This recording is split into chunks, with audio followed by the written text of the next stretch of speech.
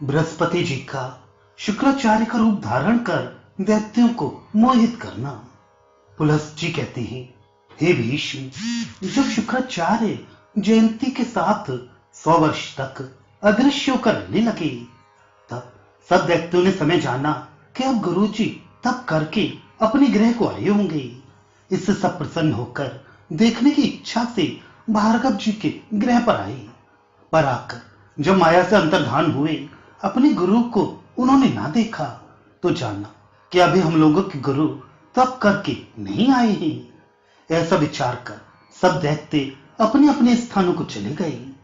तब इंद्रादि देवताओं ने ये वृतांत जानकर जाकर अपने गुरु बृहस्पति जी से कहा कि हे भगवान, अब आप दैत्य के स्थान में चलकर दैत्यों को बड़ी भारी उस सेना को मोहित करें।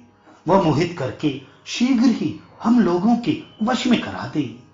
देवताओं को ऐसे व्याकुल देखकर बृहस्पति जी ने कहा, अच्छा, ऐसा ही होगा, हम वहां जाएंगे। इतना कहकर शुक्राचार्य का रूप धारण कर बृहस्पति जी वहां जाकर दैत्यों के राजा प्रहलाद को वश में करके उनकी पुरोहिती करने लगे। इस प्रकार बृहस्पति जी 100 वर्ष तक दैत्यों के यहां रहे। 100 वर्ष के पीछे जब जयंती का वर पूरा हो गया, तो शुक्राचार्य जी दैत्यों की सभा में आए।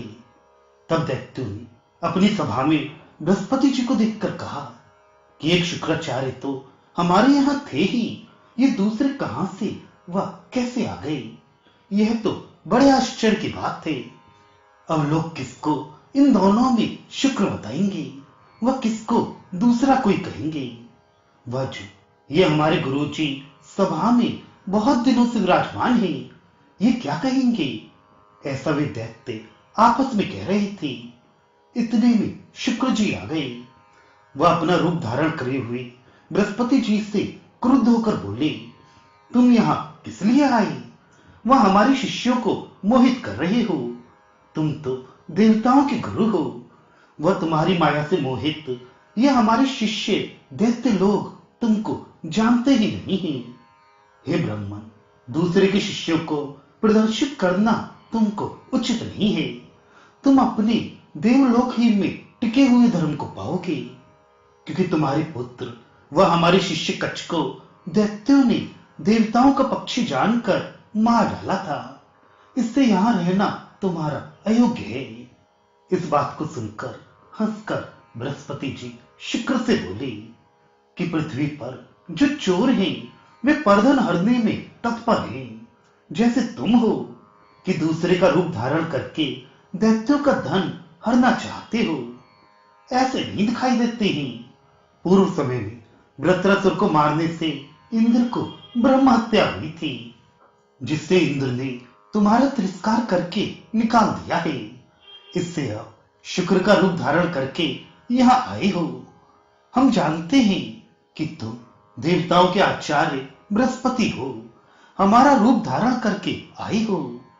इतना कहकर दानवों से कहा कि देखो तो ये कैसा हमारा सा रूप बनाकर आई हैं।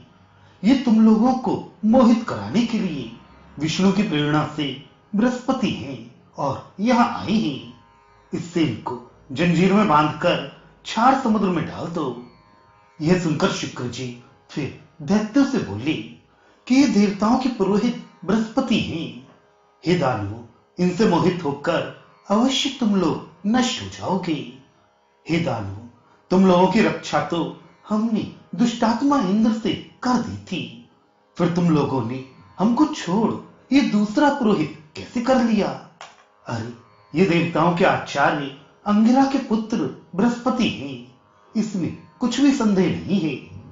इन्होंने देवताओं के हित के लिए तुम लोगों को मोहित कर रखा है। इससे हे महाभाग्य वालों, शत्रु पक्ष की जय की इच्छा किए हुए इनको त्याग दो।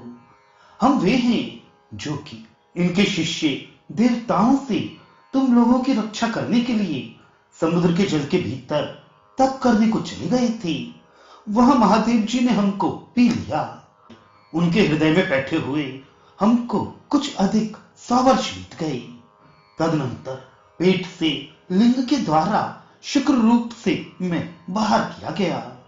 वह हमसे बोली कि हे शुक्र, हम तुम्हारे ऊपर प्रसन्न हैं, जो चाहो वर मांगो।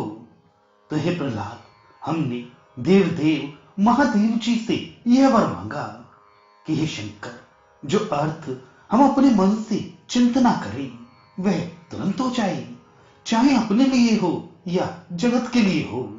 बस जो आप प्रसन्न हो तो यही वर दे। तब महादेव जी ने ये कहकर कि ऐसा ही हो, हमको तुम्हारे पास भेजा। परंतु तब तक तुम्हारे आचार्य व पुरोहित बृहस्पति हो गए, सो ये समाचार सत्य ही है। तुम अब इन्हीं को अपना आचार्य समझते हो। यह सुन बृहस्पति जी प्रहलाद से यह वाक्य बोले कि हे राजन, हम इनको ये नहीं जानते कि हमारा रूप धारण करके कोई देवता या दानव तुमको छलने के लिए आया है।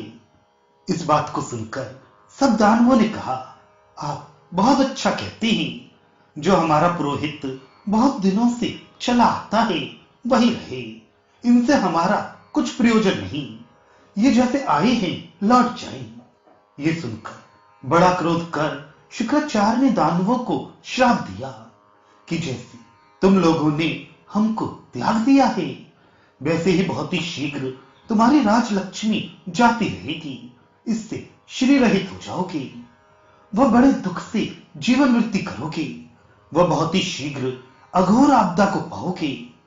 ऐसा कहकर शुक्राचार्य अपने मनमाने किसी वन में तप करने चले गए।